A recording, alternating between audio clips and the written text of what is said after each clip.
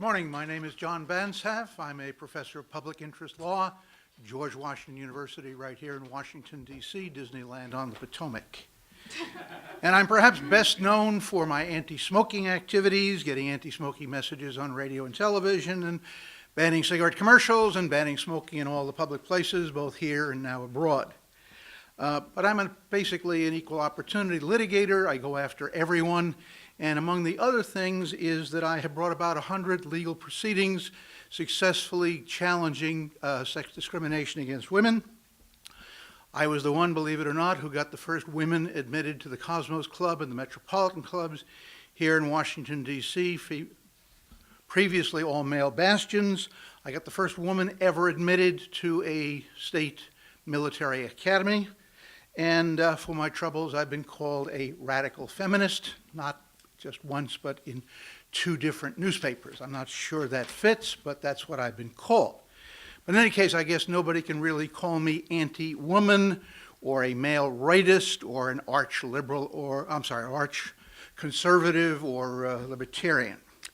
But like my 32 colleagues, law professors up at Harvard and 16 law professors up at U of Penn, and that includes a large number of women, including some who identify themselves as feminists, I'm very concerned that students who are accused of date rape and other sexual assaults on campus are being illegally denied their rights as established and protected by the U.S. Constitution, primarily due process. Fortunately, there appears to be a rather simple solution, which also happens to be my motto: sue the bastards. And that's what I'm going to be talking about. More specifically, if a state school, and it has to be a state school, refuses to provide the fundamental constitutional protections established under our U.S. Constitution and primarily under the Due Process Clause, and that includes, at a minimum, the right to an impartial hearing at which the student is permitted to know the evidence against him and to cross-examine his accuser and other relevant witnesses, and possibly even to have an attorney. Not only the colleges, but the presidents, the deans, the faculty, and other flunkies who participate in it can be sued individually, not just for damages, but also for attorney's fees. And that's what I'm going to be focusing on. I've only got 8 minutes, so I'm focusing solely on, or largely on, cross-examination, but there are many other aspects to it. Why does this occur? Well, first, it is absolutely positively clear, nobody denies it, that state schools must provide due process in student disciplinary hearings leading to expulsion. There's no question about that. However, as administrative lawyers across the country, including me, constantly remind our students, yes, due process applies, but what does that mean? Specifically, what process, what procedural protections are due in any given situation, because it varies with the situation. Now, fortunately, the U.S. Supreme Court has given us a formula for determining this, and it's stood the test of time for over 40 years.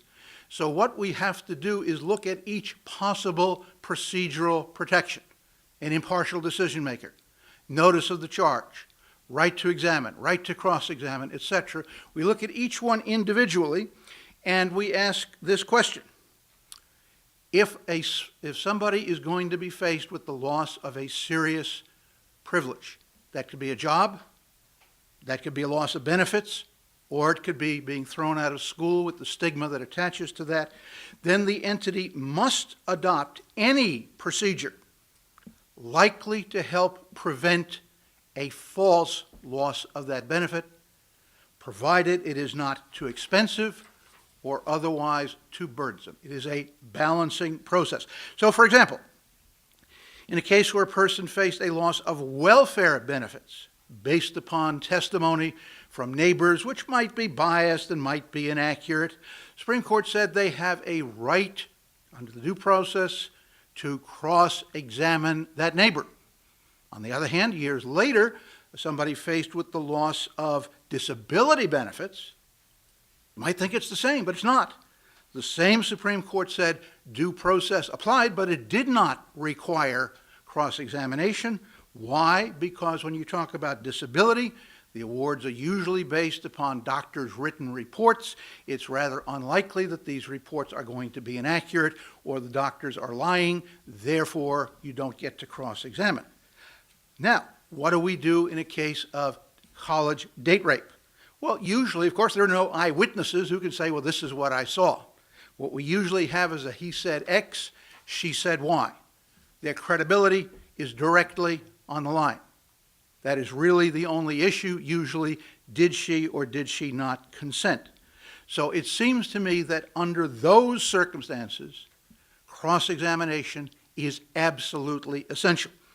Indeed, my former colleague, most quoted Wigmore, very frequently quoted in many law opinions, said, beyond any doubt, cross-examination is the greatest legal engine ever invented for the discovery of truth. And obviously it is most vital in those situations where there is no other evidence, where it is he said, she said, and so on.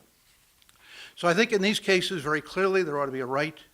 Indeed, the cases suggest it, and I've attached a few to my remarks, that there must be cross-examination. There may also be a need for a lawyer, not only to prevent, in the case where the person might be prosecuted, self-incrimination, but also because an 18-year-old faced with his future on the line is probably not a very skilled cross-examiner to help bring out the truth. Now, the important thing about this is that it cannot be changed. The Department of Education cannot change it. Universities cannot change it. Congress cannot change it. These are fundamental due process rights written into the Constitution, and I don't care what DOE or Congress or the individual universities say. So what I'm planning to do is to work with others to put college presidents and other administrators on notice. They must begin and insist upon providing due process protections in these kind of situations, or they will be sued. If you think these are just empty threats, a number of years ago I threatened to sue just one guy at my university, the risk manager. They didn't believe I would do it, so I sent them a copy of the complaint, and the next day they banned smoking across the campus. Working on the inside of academe, I know that people are scared witless of lawsuits. And it's not just the college again. Under 42 U.S.C. 1983, you can sue the president, you can sue the faculty. In one case, you can sue the coach, and they will be individually named. That will go on their credit reports.